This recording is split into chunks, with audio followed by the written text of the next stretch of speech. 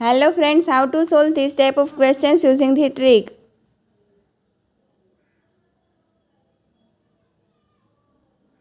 Seven into 6 is equal to 42. Answer is 6. Divided by 62 upon 9. 9 6 are 54. Point 62 minus 54 is 8. 0. Then keep point. 9 8 are 72. Again 8 8 8.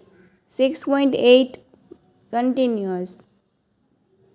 9 cross 3 is equal to 27. 3.